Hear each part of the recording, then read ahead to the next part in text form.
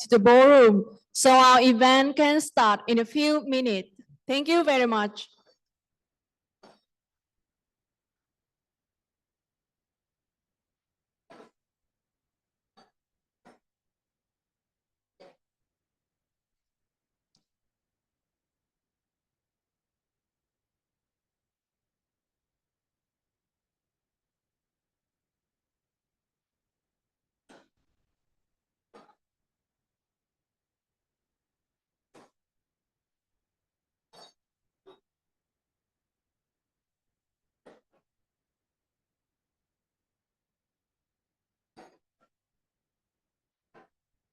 Ladies and gentlemen, the UA Day 2025 opening ceremony will start now. May I invite all of you to come back to the ballroom and settle into your seat so our program can start as planned.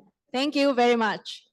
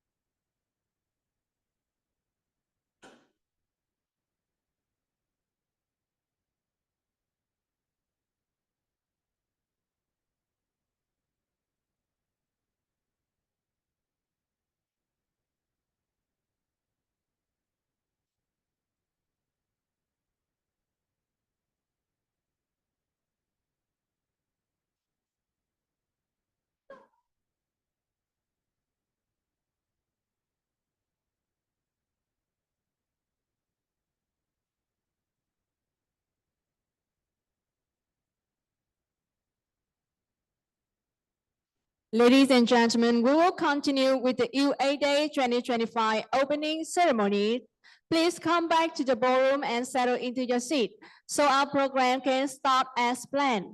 Thank you.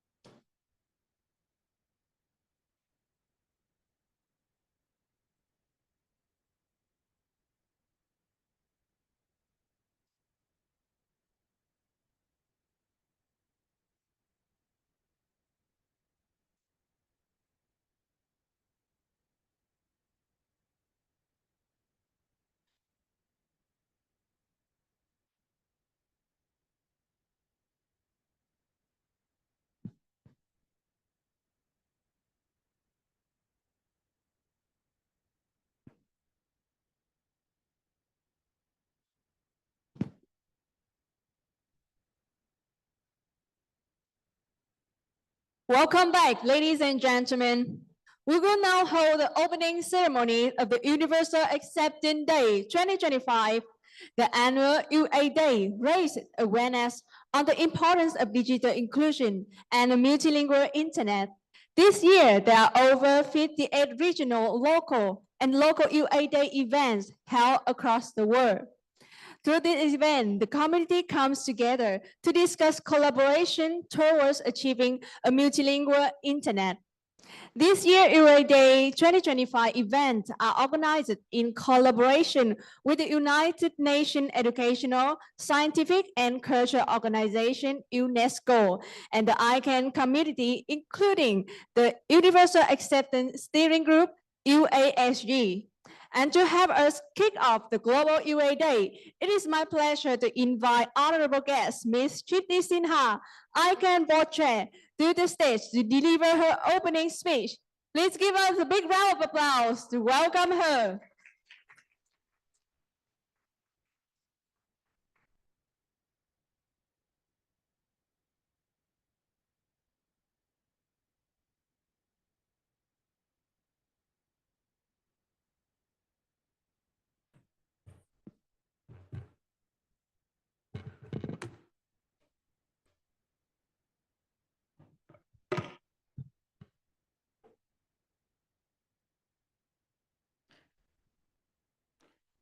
Hello, welcome everyone to UA Day 2025 in Hanoi. It is a pleasure to be here, whether you are here in person or attending virtually. Based on my experience at the 2023 inaugural UA Day in New Delhi, India, and last year's event in Belgrade, Serbia, I am confident that you will find this to be an enlightening and informative day. While this is only the third annual UA Day, the universal acceptance landscape has changed significantly in those 3 years, and even more so in the last decade. Before we take a quick look back, I want to share why universal acceptance is important to me personally. In India, the country of my birth and heritage, English is an associate official language alongside the official language Hindi. English continues to be a primary language for various aspects of life in India, including education, business, and government. Therefore, I became fluent in both languages from birth while growing up in India. However, India is a linguistically diverse country with more than 750 languages and thousands of dialects spoken across the country, and with 22 official local languages, including Hindi, Bengali, Tamil, Punjabi, Urdu, and many others. While English is a dominant language in India, many people may need to switch to a local language keyboard, mobile app, or domain name or email address to access online content in their preferred language. And we heard a lot of that during our previous session this morning. Internationalized domain names, or IDNs, are domain names in different scripts that enable people to navigate online in their own language. However, end users may face difficulty in using IDNs due to a lack of UA readiness. This issue is not limited to India. It can affect billions of people worldwide who typically use languages and scripts such as Arabic, Chinese, and Thai to communicate.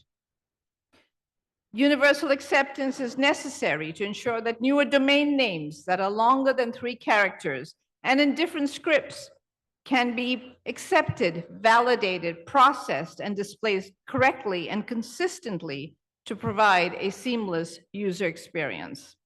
Simply put, the days of top-level domains that are no longer than 3 ASCII characters are behind us. The Internet's domain name system has evolved and expanded through community-driven initiatives such as the 2012 new GTLD program that enabled the addition of more than 1,200 new generic top-level domains. A further expansion is planned through the next round of the program next year, including domain names in various lengths, languages, and scripts. As the DNS continues to expand, so does the need for universal acceptance.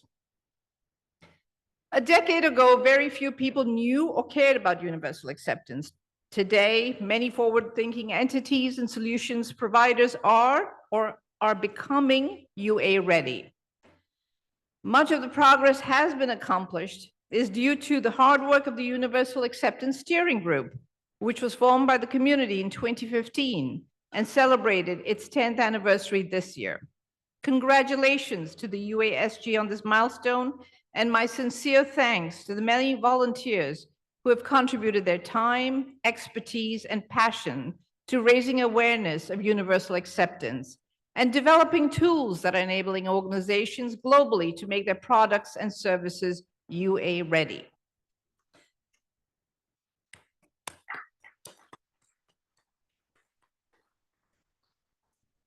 I also want to recognize UNESCO, which has joined our efforts to champion universal acceptance and help build momentum for our UA Day events. ICANN and UNESCO have also signed an MOU to promote universal acceptance to enhance multilingualism in the digital world. Our joint efforts will include advocating support for all domain names and all email addresses in national and international policies to facilitate multilingual access to online content and collaborating with global stakeholders to share best practices, research, and technological advancements to UA.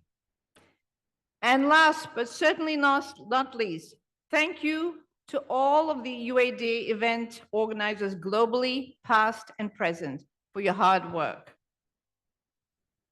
During the first two UA days in 2023 and 2024, more than 100 events were held, attracting over 16,000 participants in upwards of 50 countries and territories. And these events were held in 34 languages. This year, there will be nearly 60 UA Day events being held globally, spanning more than 50 countries and territories. These are impressive statistics and indicative of the interest and importance in universal acceptance to many individuals and communities. I am certain that this year's UA Day events, including the main one here in Hanoi, will be equally successful. Universal acceptance remains a focus for ICANN, and the organization has expanded its resources to support this important effort. UA is also included in ICANN's FY 26 through 30 5-year strategic plan, and progress is being tracked closely by ICANN and the board, IDN, and UA working group. We still have more to do, but today let's celebrate the progress that has been made and keep moving closer to a UA-ready world. Thank you. Thank you, Mr. Tripti Sinha, for your meaningful speak.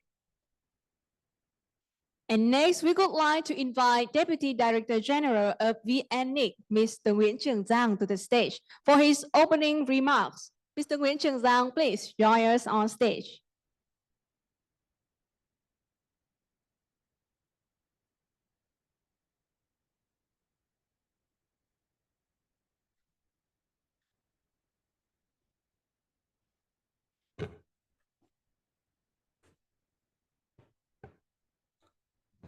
Good morning, ladies and gentlemen. Welcome all delegates, partners, and friends to Vietnam. I am Nguyen Giang from VNNIC, Vietnam Internet Network Information Center. On behalf of VNNIC, I am honored to welcome you all to the UN 2025. Within the scope of ICANN APAC DNet Forum in Hanoi, Vietnam. As we look towards the next 1 billion users coming online, many of whom will be from diverse local countries in the world, and Vietnam is no exception. The user wish to connect to internet in their local language, script, and cultural identities. The internet must be accessible in the language the people speak and understand. In Vietnam, our government have placed some emphasis on digital inclusion and digital identities as part of the nation digital transformation program. At VNNIC, we see universal acceptance as a key enabler of this mission. Our vision is achieve 1 million .vm domain name and develop IDNs domain name in Vietnamese script, and to ensure that email address in Vietnamese work seamlessly as core system. For us, UA is not only technical requirement, but a commitment to equity, culture preservation, and accessibility.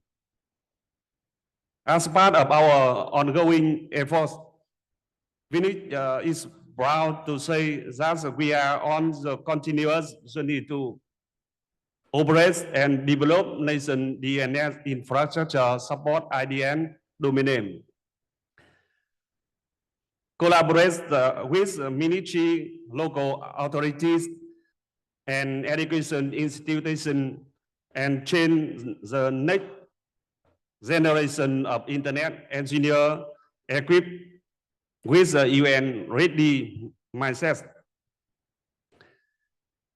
And most important, implement special policies and programs to promote the development of .vn domain name and digital service for the local community. Ladies and gentlemen, language should never barrier to innovation, expression or opportunity, universal acceptance. Empower us to build an internet to welcome everyone, no matter what script that they type and the language they speak. I would like to sincerely thank ICANN, UNESCO for the vision and collaboration and all the participants here today. Technical expert, policy maker, and community leader to join in and share the journey. Let's go together to make the internet truly universal. Thank you. Thank you, Mr. Nguyen Giang, and please remain on stage. We will have a photo taking. Mr. Nguyen Giang, please come back to the stage, and we would like to invite come back to the stage Miss Tripti Sinha. We will have a photo taking.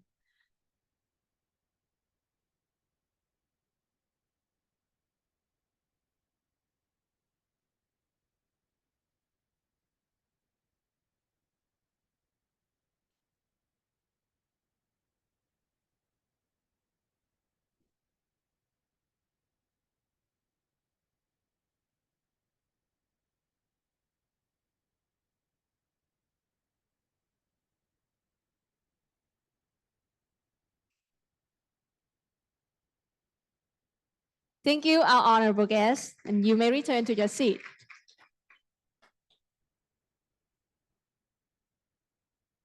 Ladies and gentlemen, next on the agenda of the UA Day 2025 plenary section titled Enabling Digital Inclusion for the Next Billion Internet Users, with most of the next billion users coming online from Asia and Africa.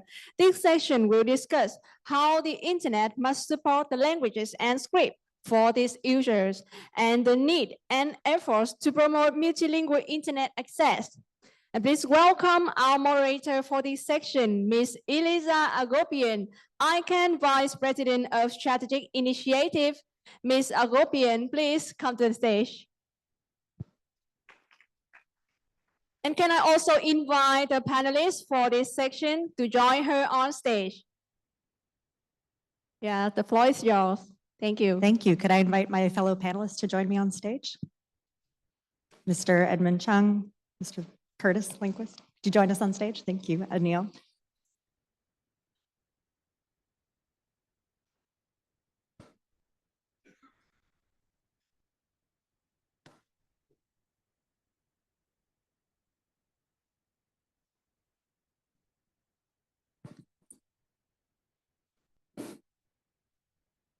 Thank you.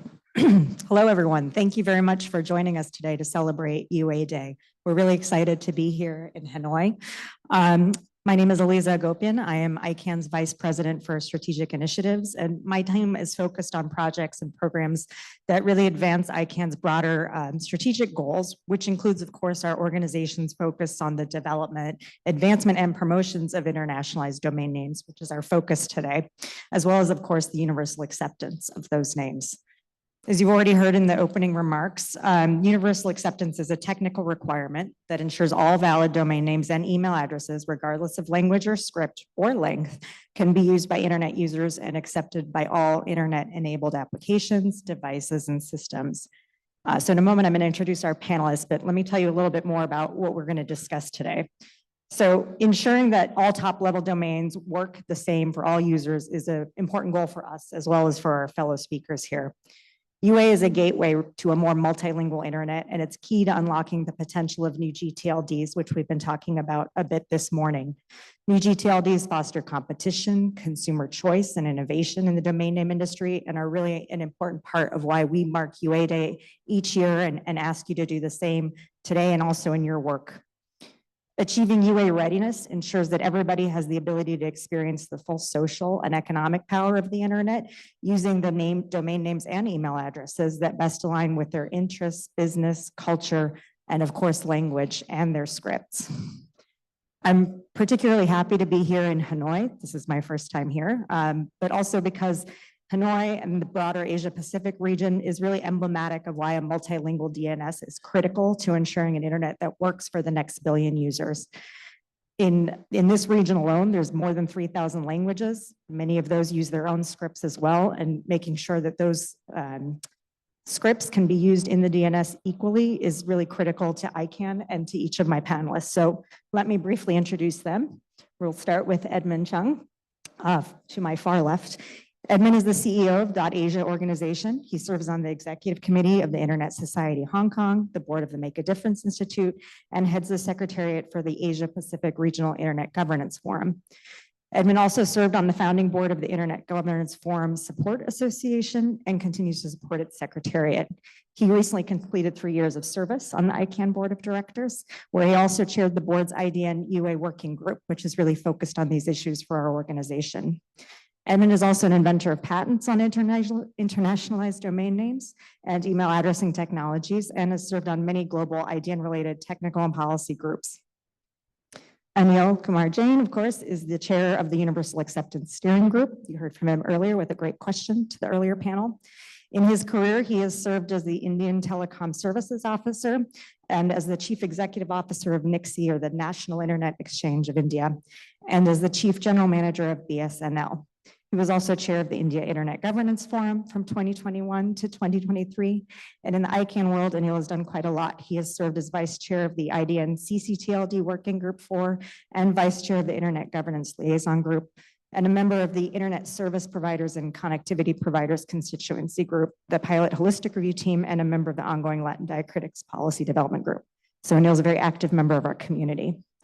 Online, we have Sean Bedford from Meta. He's joining us remotely from London. Thank you, Sean. Sean's focus is on data and privacy, and he helps businesses using the Meta platforms shape and define strategies on how to best use technology for advertising success. Sean attends on behalf of Meta at several advertising and developer trade bodies, including ISBA, the WFA, the IAB, and the W3C, to contribute to the future of advertising technologies. We also we're hoping to have Jacques Dutoit, who is the chief of section for UNESCO and one of our key partners for today. He is focused on universal access and digital inclusion. Unfortunately, he had some travel delays. We're hoping he may make it today, but we're not thinking that he will. So we're sorry to hear that. And finally, of course, we have ICANN's president and CEO, Curtis Lindquist, sitting here to my left, who needs no further introduction, I think. So let me turn first to Edmund as our first speaker. So Edmund, you're a registry operator and someone who's been heavily involved in these discussions from the start in the ICANN community. You've worked on IDNs for a long time. So tell me how universal acceptance became a really key focus within the ICANN community. And I have. Thank you, Lisa. And always happy to talk about IDNs and universal acceptance, and always very excited to see UA Day become a reality. This is something that Anil and me and many others from the community has been working on for many years. And it's both a celebration and also a vision for movement, I would say, and that's part of what, creating a movement for a multilingual internet and an inclusive internet, I think is an important part. Back to Elisa asked me to talk a little bit about from the registrar side of things, registry and registrar. I'm trying to get to the next slide, but I don't know if it's, wait. There, okay, thank you. But so I think first of all, registries and registrars are kind of at the forefront for universal acceptance, because obviously it has to start from the registration of domain names that have longer TLDs and internationalized domain names as TLDs, but also for registrars to provide certain services. It's not just about the registration of the domain name, it is about the email addresses that can come with internationalized domain names or domain names in different languages. It's also about the hosting. And when we talk about registration of a domain name, interestingly enough, if maybe the GDPR made you forget that when you register a domain name, you actually need to put in your email address. Part of the domain registration process requires registries and registrars to become universal acceptance ready, to become UA ready, because you also put in a email address. Could that domain registration actually use an internationalized email address? That is something that is on the pathway for universal acceptance readiness for registries and registrars. And actually a few years ago, a UA roadmap was built, put together, and that is a framework that allows registries and registrars to do more thorough testing of some of the things that I mentioned, because it's not just about registering an IDN or an internationalized domain name, but also through the process. Think about email address for the registration. Think about name server records that is utilizing internationalized domain names. So this is something that I think is a part of the development, and I think for registries, especially a particular movement in the ICANN space in the last little while is, of course, the new GTLDs that is coming up. And one of the programs called the Registry Service Provider Evaluation Program, in fact, includes a component that requires or asks RSP, basically registry services provider, to note their UA readiness. And I think this is a big step forward, although this is not tested through the evaluation program. It is a very important part for new GTLD applicants to understand the registry services provider's ability in terms of UA serves of UA readiness. So I think this is a very encouraging step forward. Now, I will switch to a little bit about the broader issue and come back to what I think we really need to spark from the vision of UA Day into a more broad-based movement.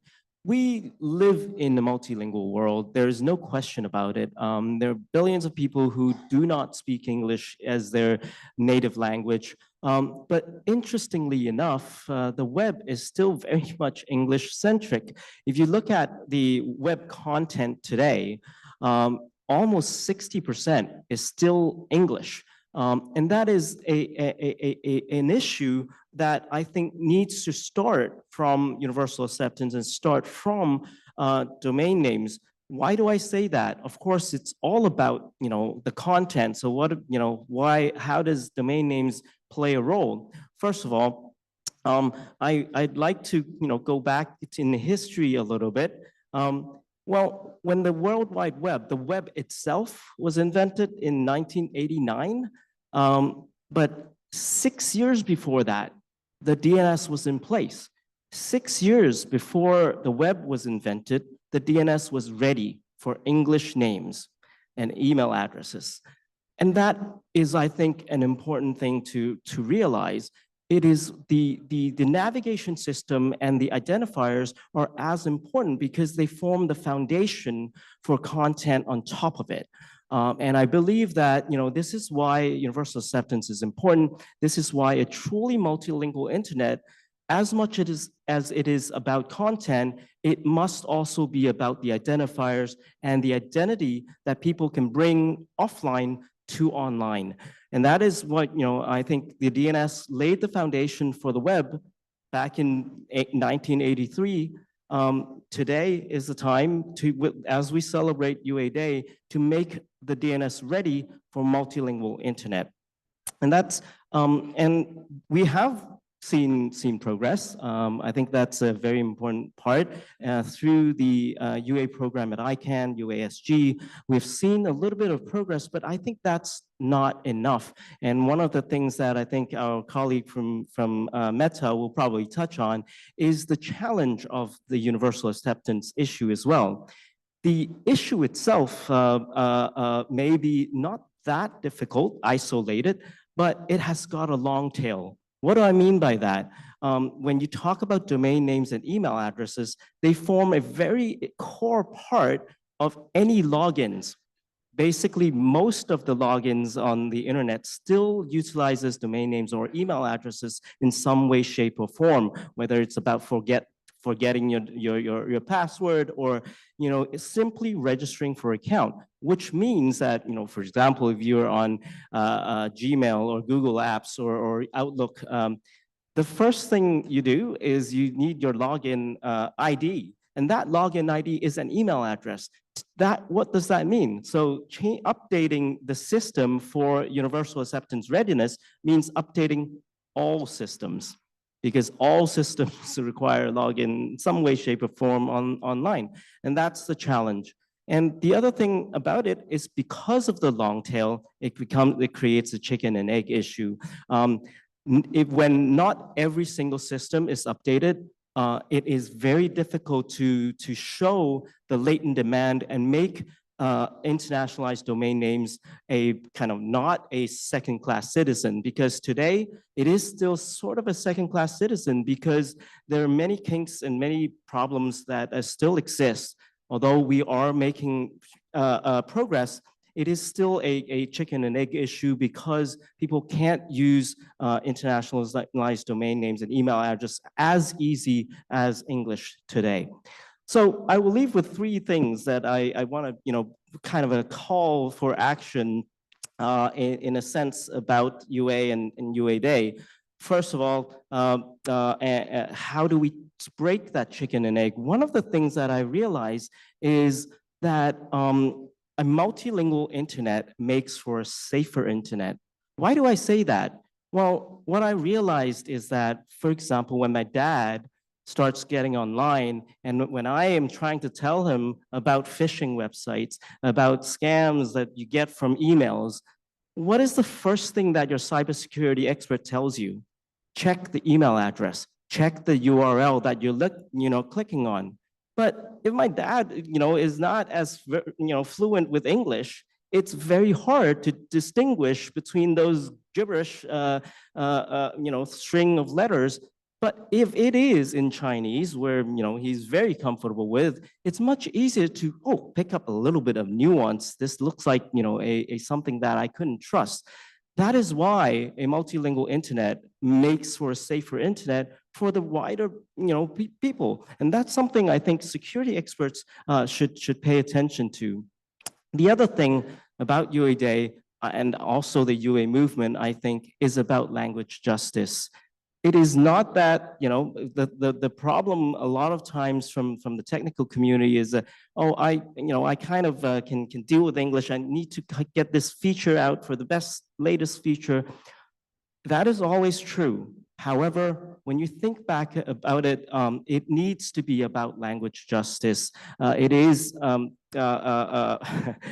lack of a better way of saying it, we need to move off an English first, or something first approach, and think about the world in a diverse, and about the world as a multilingual world. And language justice is what it is about. And I think UA Day is about movement. It's about creating a movement to address this language justice gap that we have. And the UA Day itself provides a toolkit for people to join this movement of language justice. And last but not least, I think, as the previous panel this morning talked about, it is about inclusion. A meaningful digital inclusion starts with a multilingual internet. So three things I really want to highlight. A multilingual internet makes for a safer internet. It is not only about technology, it is about language justice, and a meaningful multilingual internet makes for digital inclusion. Thank you. Thank you, Edmund. I think you raised a lot of good points that for probably most everyone in this room, myself included, English is not my first language. So if the next billion internet users are coming online, they're going to want to use tools in their own languages. And thankfully, we have a representative from a really big tool and a really big company. Sean, you're from Meta. Can you talk to us a little bit about how Meta has prioritized this work and what you've done in consideration of UA going forward? And I can help you to advance your slides if you'd like. Sure, thank you. And hello, everyone. Sorry I couldn't be there in person. So I do have a few slides to present. A lot of Edmund's points resonate. So I'll add a little bit of context and color as we go through my talk on some extra things that we've seen there. So let me talk a little bit first about why does Meta care about universal acceptance. If we go to the next slide, please. At the core of Meta, our mission is to build the future of human connection and the technology that makes it possible. There are currently a little bit north of 3 billion people on the Meta platform using it on a monthly basis. Now, those 3 billion people is the majority of the connected internet users today, but we're talking a lot about the next 1 billion today. Where are they going to come from and how are they going to behave online? And, I think if you look at that, the majority of that next 1 billion are not native English speakers. In fact, a lot of the 3 billion we already have are not native English speakers either. But many people have this sort of learning barrier where they're forced to learn English to use the internet. And we think that's not a great thing. It's not going to help us connect humans. So, universal acceptance is important to us for that reason. We believe it to be important to meet people where they are, meet them in the languages they speak. There's a huge amount of cultural context lost when you switch languages as well. So we want to make sure that people can interact with businesses, with their friends, with their family, locally using their local language. So that's why we care about universal acceptance. Let's go on one more slide. I'll talk a little bit about some of the work we've been doing in this space over the past couple of years now. If you jump one more slide, please. I'm trying, just a moment. No problem. Sorry, I can't see you very well. I can't see if you're struggling. You're very, very small. Okay, so let's talk about why this is difficult, especially for Meta. I'll focus on Meta here. So firstly, our apps are complex. We have a lot of different applications. Here's a screenshot of my newsfeed. There are actually, I counted this the other day. Last time I did this talk, there were 19 teams. There are currently 31 teams that own these different areas of this one screen. So there's a team that owns the different tabs at the top. There's a team that owns the search bar. There's obviously the messenger symbol there. There's another whole series of teams that owns messenger. There's a team that owns video creation. There's a team that owns people you may know. There's a team that owns those reels at the top that you see. There are a lot of teams here. So, like Edmund mentioned this, to kind of address that really long tail of challenges with universal acceptance, it's not enough to just fix it in one place. You need to fix it in every place. And that means for the purposes of this one screen, everywhere where there is text or an ability for, an internationalized word to appear, you need to address it across all of those teams, not only one. So, that's 34 product managers, 34 engineering managers, and 34 groups of software engineers to convince at a minimum. So getting all of those teams to agree to those changes is not always easy. I think one of the interesting problems we see is the challenge here is not technology. The challenge is solved through technology. Actually, Unicode and various others have done a really good job solving this problem through tech. The problem is a human one. It's convincing people that this is an important enough problem to focus on and pay attention to. So that's often the biggest challenge we face in Meta. Balancing user experience is the second big challenge we face. So we're very conscious at Meta about how our users interact on our platform and how they experience our solutions and offerings. So here's an example of one of the things we were worried about when we did support for country code top level domains, CCTLDs. So .it is the country code for Italy. And what we actually see happen quite a lot, especially when people are doing free-form text entry in social media. So this could be Facebook newsfeed, it could be Messenger, it could be WhatsApp, it could be basically anywhere where you can write text. If we just take that word and link it, all sorts of strange things happen if people forget to leave a space after a full stop. So, this example, that's great, full stop, no space. It will be good to see you next week. If we just go and we link that thing because we think it's a website, great.it probably isn't what I meant to do there.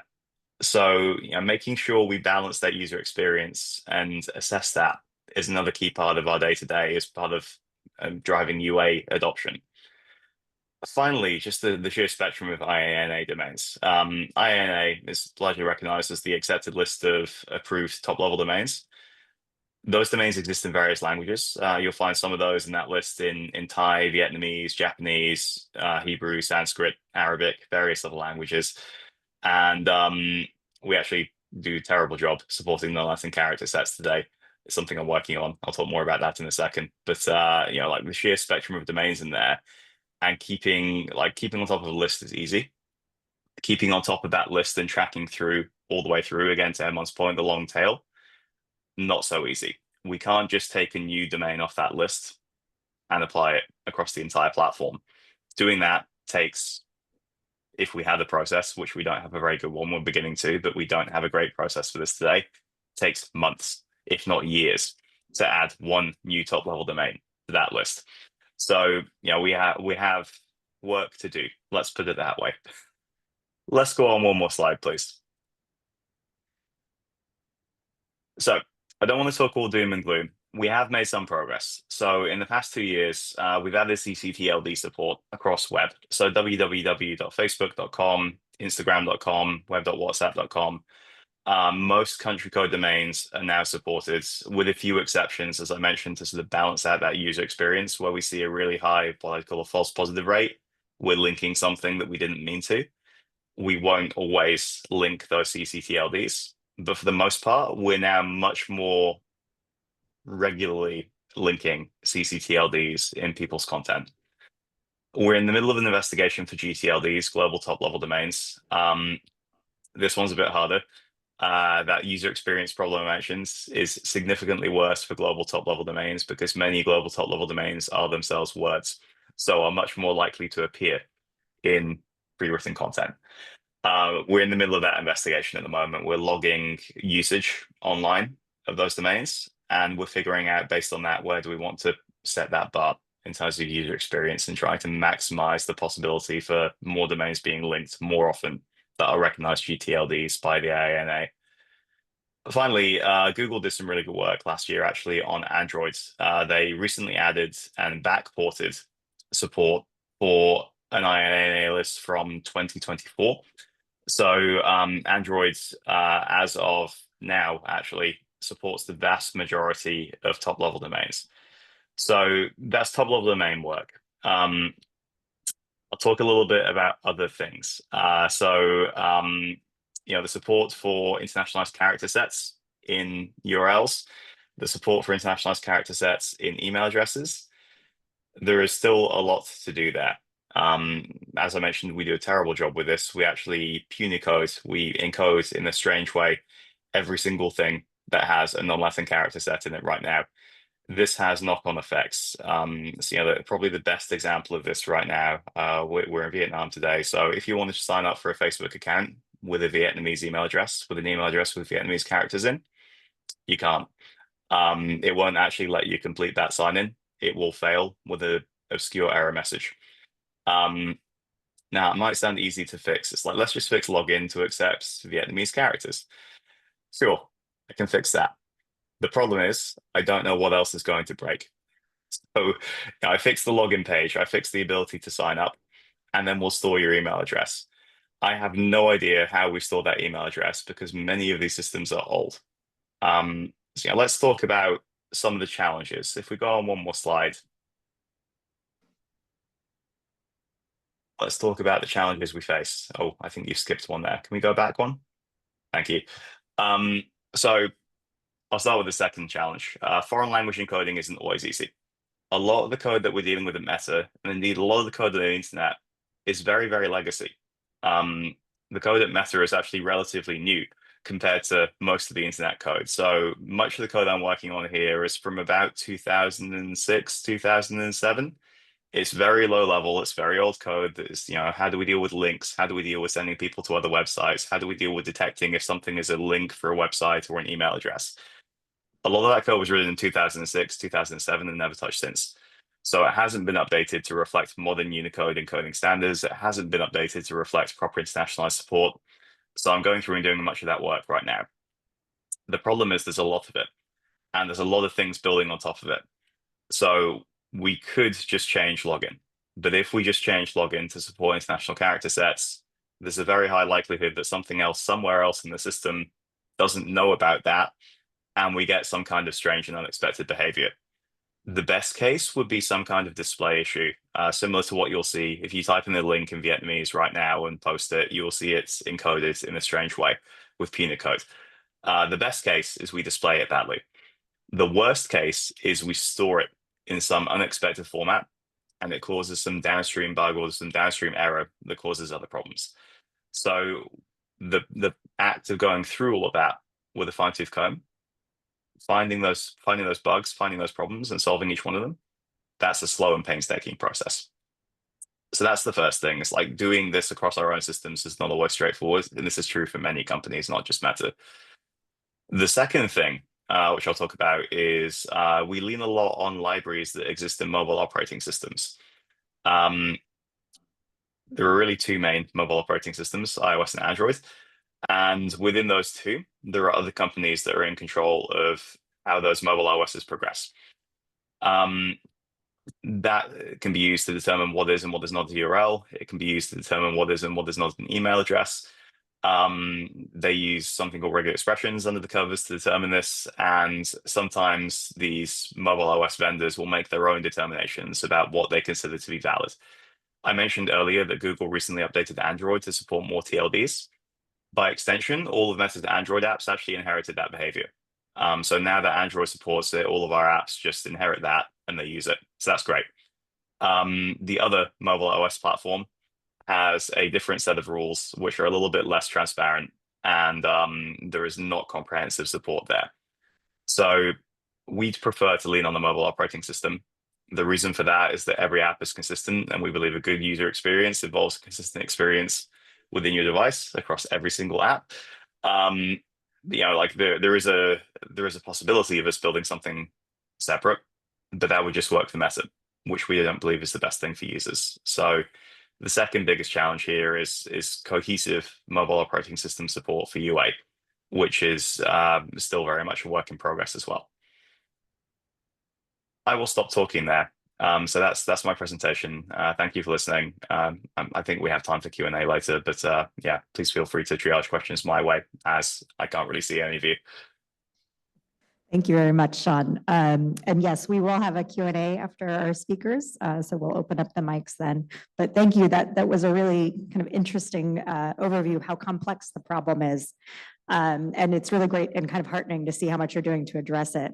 So I'm going to turn now actually to Neil, who's the chair of the UASG. This is an issue the UASG has been addressing for 10 years and really raising some of these concerns and bringing it to the attention of big companies like Meta and others. So Neil, can you tell us a little bit about the work of the UASG over the last 10 years?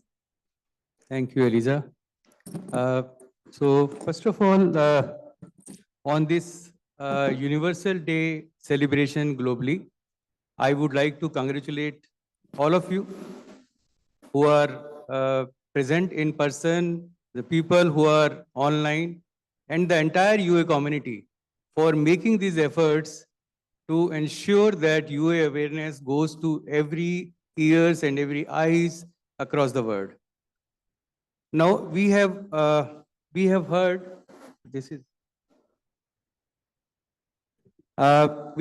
that 5.6 billion people across the world are having internet, they are connected. But at the same time, let us look at around 2 billion people across the world are unconnected. So this is one issue which is being handled at internet governance across the world. But at the same time, these 5.6 billion who are connected, are they really using internet? And this is a question. Once, if you recall the morning session also and what Edmund has said, more than 60% of the world population do not converse in English. It means that around 50% of them who are connected are still either underutilizing internet or they are not utilizing internet because internet is given to them as part of the deal along with the mobile. Now we are looking at connecting the next 1 billion, and from where all those next 1 billion are expected to come. They are expected to come from Asia Pacific region, for which we are sitting here, and from the Africa nation. Now, those people, most of the people in these regions, or I can say 80% of these people do not converse in English. So universal acceptance is a very important for all organizations who are involved in internet governance. Now, if we are talking about the universal acceptance and giving 1 billion, then what is universal acceptance? The definition of universal acceptance was told in the morning also in the plenary session. But I personally believe that universal acceptance is when all internet ecosystem, which include hardware, software, contents, the processes, and all of us should be able to give equal justice to everybody who can understand English, who cannot understand English. So this is the journey which started in ICANN in 2003, 2004, if I remember correctly, by delegating top-level domains as IDN.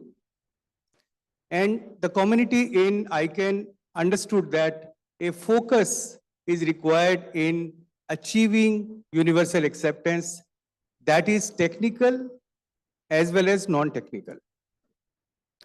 Universal Acceptance Group was formed in 2015. Today we are celebrating 10 years of existence of Universal Acceptance Steering Group. And I again congratulate on this day to all community members, to all volunteers who have worked for Universal Acceptance Steering Group, including Edmund, who is sitting on my left. Thank you very much for those all who have contributed to this wonderful organization and wonderful achievements. So let us look at that, what USG has done in the last 10 years. So this is the same slide which Edmund has shown, and it has shown that how many billions of people, millions of people in various countries, they do not speak English. So this is the universe which we are targeting. This is the universe which we want to bring back in the internet ecosystem. Now, let us look at what we have done in the last 10 years. We have started with 6 working groups and contributed around 650 hours of working groups meetings. USG has developed 25 videos which are available on usg.tech website for anybody across the world to look into it. We have published around 80 plus blogs. And during the process, we have tested, developed 100 plus websites which are UA ready. In the whole process, if we look at the projects which were initiated by Universal Acceptance Steering Group was 8 UA case studies were initiated within USG, which are path-breaking. The UA Day, which I think is one of the biggest event of ICANN, was initiated and approved in 2023. And the first event, which Tripti also spoke, was at New Delhi, where I was thankful that Tripti was there, and the CEO and president of ICANN was also there, and a big attendance at Delhi, which was followed by Belgrade. And today we are celebrating this UA Day at Hanoi. Identifying the big techs, you have heard in the morning, Microsoft. Today we have heard just before me, the Meta. Samiran was also talking about Google. So big techs are coming forward because they see the business opportunities are there in universal acceptance. And there is a specified group which is now started at ICANN, which is looking at the open source apps and technologies which required support from ICANN and are being supported at ICANN. So we are outreaching to those open source organizations. During the last 10 years, we have done a lot of testing of websites, browsers, technologies, applications, and we have given the results to them. We are publishing the annual UA readiness report. And if you go through the annual readiness report, you will find it is very exhaustive in nature, which talks about various programming languages, various applications, tools, libraries, what is the status of them? Are we really becoming UA ready? And in case there are gaps, ICANN is supporting all those organizations to filling up those gaps. In 2020, we started testing the websites, around 2,000 websites, which are domestic in nature and also global in nature. We again tested in 2025 also, and we found good results are coming. UA Day, we have already said that every year we are celebrating UA Day now. We receive large number of applications, but we could not approve all those applications because of the limitation of the manpower and the outreach. Fortunately, UA Day is on 28th of March every year, but we celebrate from 1st of March to 30th of May.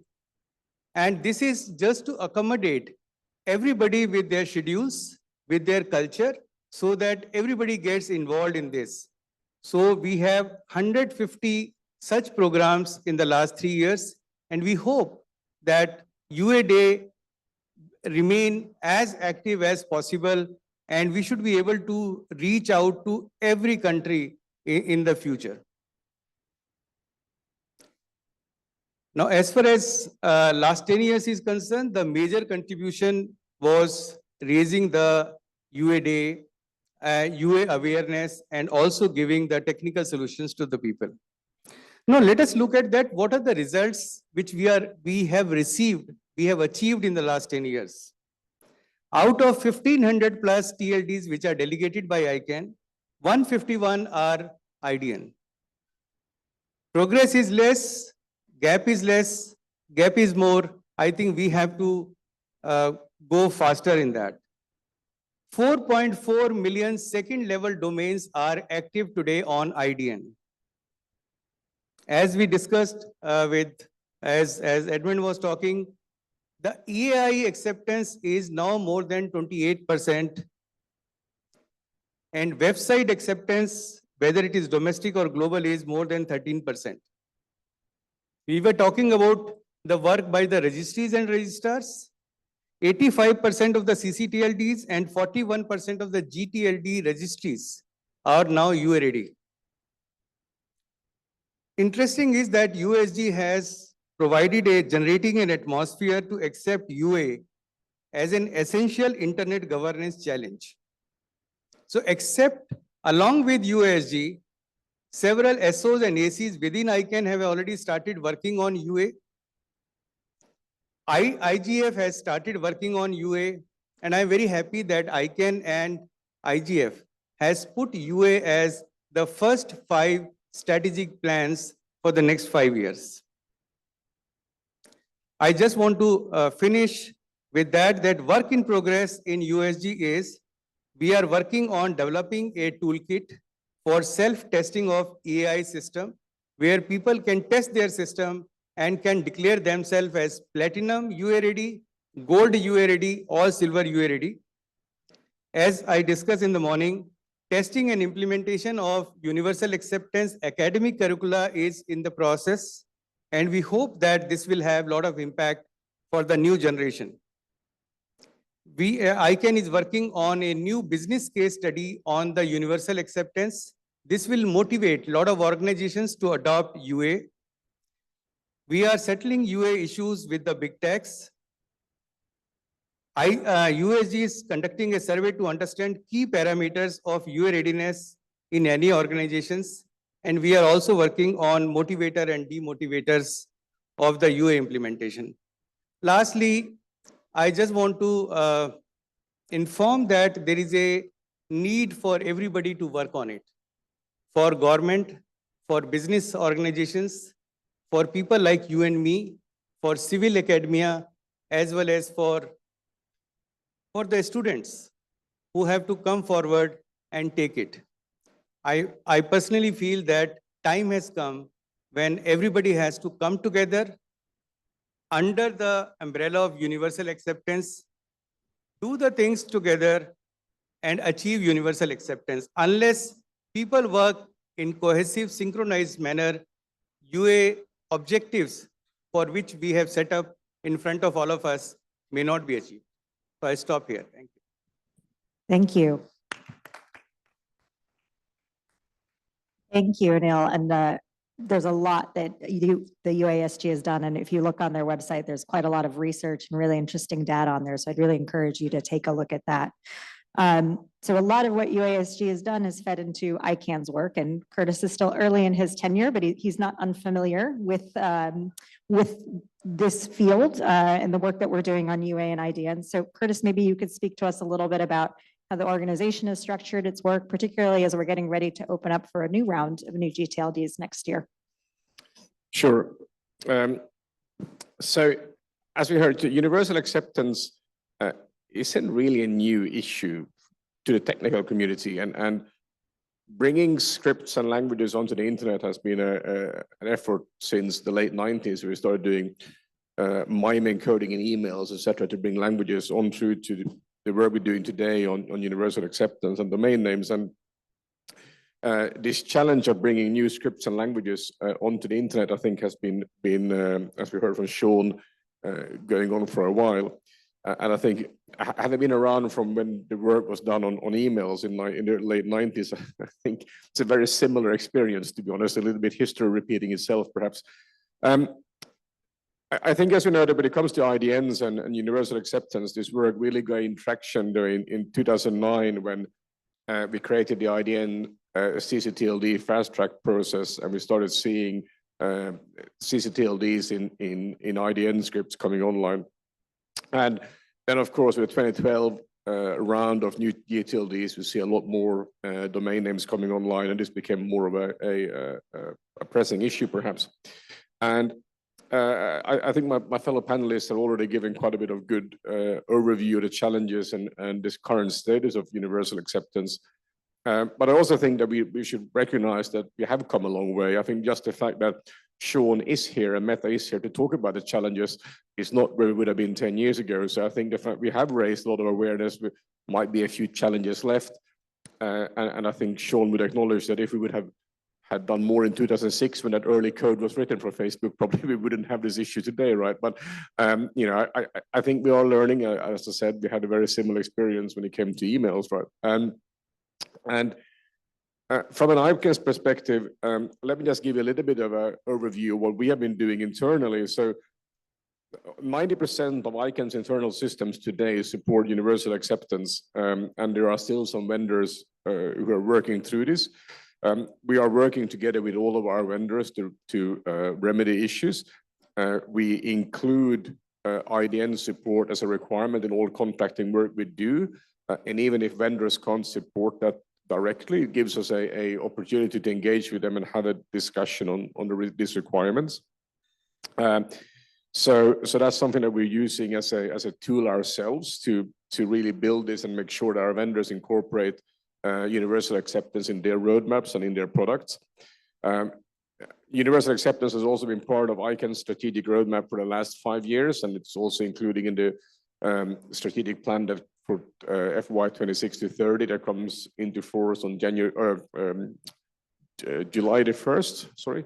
And so for the coming 5 years as well. And the coming strategic plan calls out 3 areas: promote the advancement of universal acceptance and international domain names, cultivate consumer choice, competition, inclusivity and innovation, and that includes UA through the next round. And last, to proactively collaborate with all relevant parties to promote universal acceptance and engage with them. And on that last item, I think it's very rewarding that we have a lot of the relevant parties that are getting a lot broader. That this scoping of what that means is getting broader and broader all the time. We have the ICANN community efforts that have done a lot of work in UA already. We have the MOU that ICANN signed with UNESCO, again, another aspect of broadening the work we do. We continue to expand the work we do with big tech organizations, as shown on Meta, and also others. We, as ICANN, also contribute to the open source community. We have our colleagues contributing to Dovecot PHP, Symphony, and a lot of other projects. And this is something that's ongoing and our colleagues work on. We also integrate work a lot more closely with academia to both integrate UA in curriculums, in technology programs. I know we have some work underway in Africa in this. And we're also finalizing collaboration with the American University of Bahrain. We have other programs in Latin America, Africa, and also here across the APAC region. So all of this work is work that we are really doing to broaden that community that engage in this. Internally, we also have a cross-functional team working on universal acceptance and IDNs, and how we can drive broader adoption.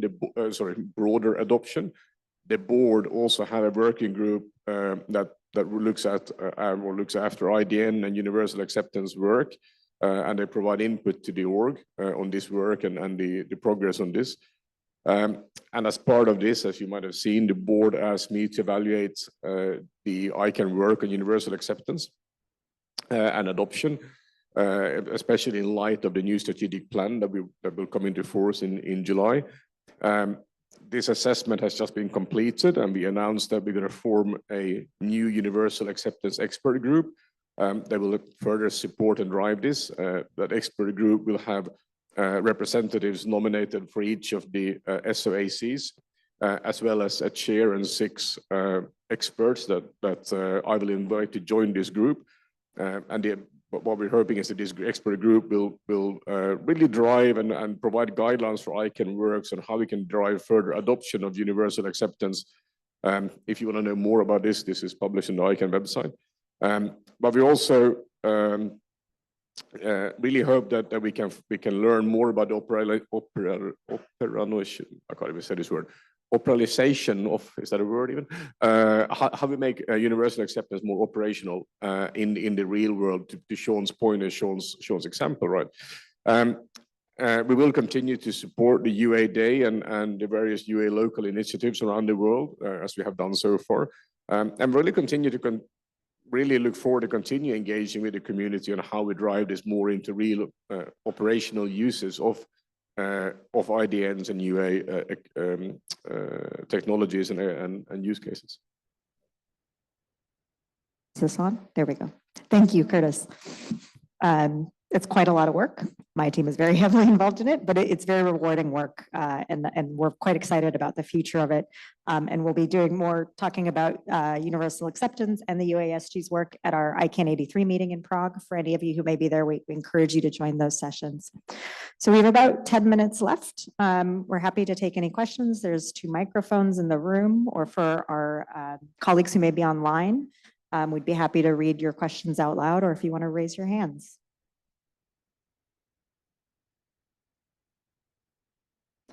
I'm also happy to get us started. Maybe I can turn to my panelists with a question, and this goes to anybody. What is really the biggest challenge that you see from your perspective, whether it's as a registry operator or as Meta?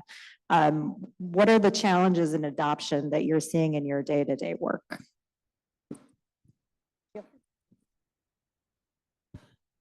Happy to start, because I think I started off by saying the long tail. I think that is the key challenge, because and also the challenge is not to set the wrong expectations, I think, when we go to organizations like Meta or even ICANN. I remember 10 years ago when the UASG was started, ICANN CIO said, we're going to fix this in a few months. Right? Really? And then we come back, okay, 9 months. Really? 9 years later, we're 90%. So I think that is the right expectation. But you have to set a roadmap to deal with many of the issues. And I think that is the challenge, because if you think of it as a big project and then try to get it one and done, that's going to fail. If you think about it and put it into a process that could last a few years and change the general process, that's the challenge, but that's the way to go. And that's what UA is about, I think. Thank you. Anil, go ahead. Thank you. In fact, we have heard a lot of challenges in the morning session, plenary session of DNS. But let me brief out few challenges which are still ahead of us. One is awareness. Although UA Day and the continuous efforts of USG have made a big chunk of global population aware about UA, but still people are still asking, is it possible? I'll just tell you that I met one of head of a multinational company around a week back. And I said that we are working on this, that you can type in Hindi, you can get website in Hindi, you can have an email in Hindi. He said, yes, is it possible? So I think this is an important aspect which we have to keep in mind, that awareness to the users is required. And for this, I think we have taken steps, but the next step which is required, that there are linguistic organizations within every country. ICANN has to bring those linguistic organizations online because they have direct impact on the population and the people who speak their language. Second is incomplete implementation.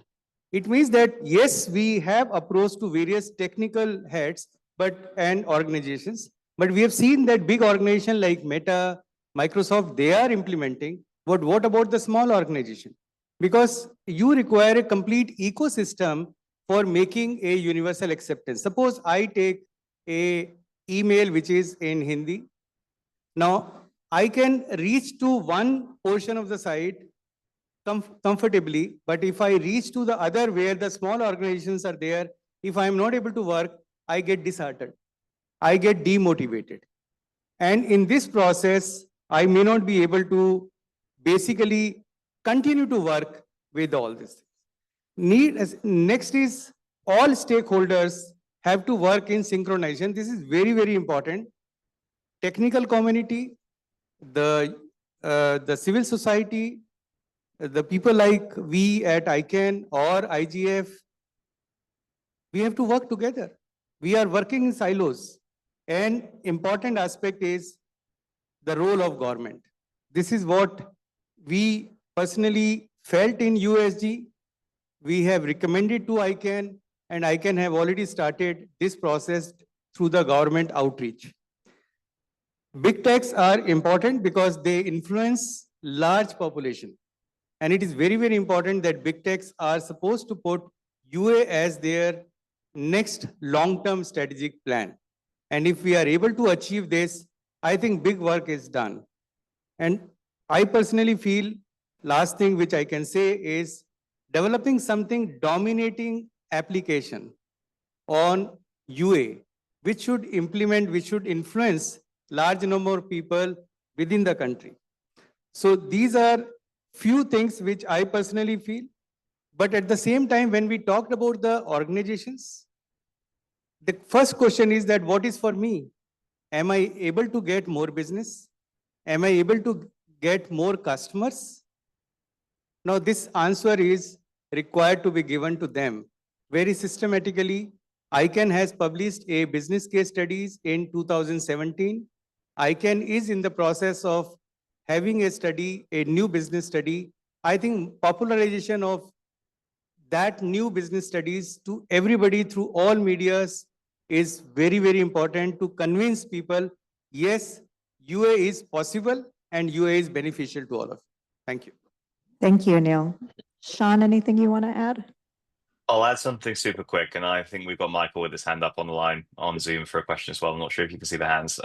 But the one thing I'll add to this is incentives. So if you get the incentives wrong for this, a business may not be willing to do all of the hard work it takes to integrate UA, get it right, do all the testing, do everything else required. So I always look at this as there's only really two ways you can incentivize, at least in a big tech in America like Meta. You can incentivize with money, right? Like, does this deliver dollar value? Does this deliver incremental value? And the business case I'm fighting for login is that it's like, look at the unaddressable population. We can put a dollar amount on how much it's worth to Meta to have a person on our platform. If people can't sign up, I can put a dollar figure on how many people can't sign up. That motivates people, that gets people engaged, that gets people interested, and that helps us drive this forward. The other way you can incentivize is, as Neil mentioned, working with governments. You can regulate for it. In the UK, many years ago, Wales used to have, there's a language called Welsh. It's spoken in Wales, used to be a dying language, was nearly extinct. And the Welsh government regulated that if you want to operate in Wales, you need to provide everything in two languages, English and Welsh. That's the other way you can do it. And that's probably also necessary in some cases to drive the right incentives. So that's the one thing I'd add to this is the incentives. Great point. Thank you, Sean. So we have 2 minutes left, and I understand we have a hand up online and we have a gentleman at the mic. So can I just ask you each to share your questions quickly, and then we can turn to the panelists. Maybe we could start with Michael Plage first, who had his hand up a moment ago. If you're able to unmute yourself. Am I unmuted? Can you hear me? Yes. Excellent. Michael Plage for the record. Edmund, I just want to follow up on your comment there. I remember that the briefing by about 10 years ago. I guess my question to Curtis is, you said 90%.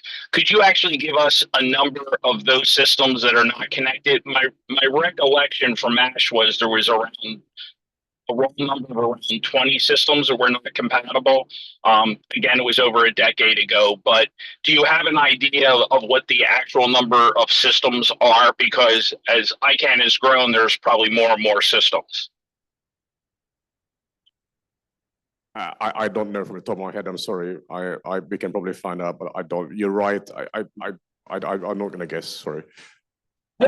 Just quickly in response, I do believe that there was a stock taking at some point and identified all the systems that internally can be updated, dependent on providers and dependent on other software, which I think it's. So we have an internal view of all systems which are compliant and which are not. Those are, if I remember correctly, everything that's under our control is compliant. So these are all external vendors, but I can't tell you the number because I just can't remember it. So sorry, I'm not going to guess. Go to Michele, and then we have one last question. Yeah, thanks, Michele from Black Knight. It's kind of interesting hearing some of these comments and everything about UA. And while it is nice to talk about it and to encourage it, fundamentally the technology is broken. The user experience sucks. Email does not work. While you can register a domain name with an accent or in a different script, you are going to run into a brick wall when you try to use it. That is the reality, and that is not going to change unless and until software vendors are incentivized to make changes. Talking to governments won't fix that. The gentleman from Facebook's comments about languages such as Welsh, that's the area you need to be looking at. That kind of thing where you can encourage governments to potentially add extra points to tenders for things that support IDNs. But you can't even get people to adopt IPv6, which is a real problem for getting the next billion users online. And it's a hell of a lot more important and practical than worrying about whether they can register a domain in an IDN. I'm a registrar and hosting provider. I can't even get my own systems to work in a fashion for me as somebody who's relatively technical. For a normal user, it's a disaster. Thanks. Thank you, Michele. We have time for one last question. We actually need to wrap up, but please go ahead. 大家好，我想用中文来提个问题，回答一下。说一下，我是来自 VNNIC 的蔡晴。感谢 UASG 这些年的工作，我们也通过参与 UA 日的活动，包括支持 UA 的工作 ，VNNIC 也在改善自己的这个服务系统。目前我们升级了 VNNIC 的邮件服务系统，支持 EAI， 然后并且开始对外提供全中文的邮箱进行对外服务。然后目前现在已经上线，正式开始对公众提供服务了。感谢大家。Thank you. 感谢你的问题. So I just quickly note, it's from VNNIC, and VNNIC has been providing Chinese domain names for a period of time and have been supporting the UASG and the universal acceptance work. Recently, VNNIC also launched a email service that allows Chinese email addresses publicly for people in China. And I think, I guess as a quick response, that is great. That goes into part of the incentive part where I guess government activities or official activities can really push the agenda forward. Thank you. And thank you very much for sharing that. Our time is up, but I did want to take one moment to acknowledge Jacques Dutoit from UNESCO, who just arrived. Unfortunately, wasn't able to join us on the panel, but he will be here the rest of the day today and tomorrow. So I hope you all get to speak to him, and he'll be speaking on a panel tomorrow as well. So thank you very much for the excellent questions. Thank you, our moderator and speaker, for your interesting section. And may I now invite all the speakers to take a photo together. And Mrs. Sean, please stay as well. We will take a photo together. Please move to the center. Yeah.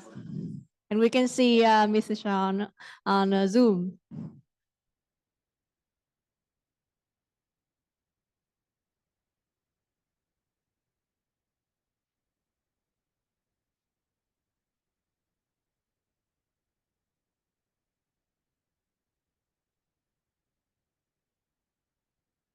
Thank you very much. We have an insightful discussion this morning. Ladies and gentlemen, we will now proceed to lunch, which prepare outside at the ballroom foyer. And section will resume at 1:30 p.m. in the afternoon. There will be parallel track section conducted with track A section continuing to be in this ballroom. And if you are interested in the track B section, please proceed to Hanoi 123 on the same floor. And after that, at 4 p.m., we will all regather back at this grand ballroom for our plenary of the day on the new GTLD program next round. Enjoy lunch, and we will see everyone again later at 1 p.m. 1:30 p.m., ladies and gentlemen. Thank you. Enjoy your lunch. See you again later.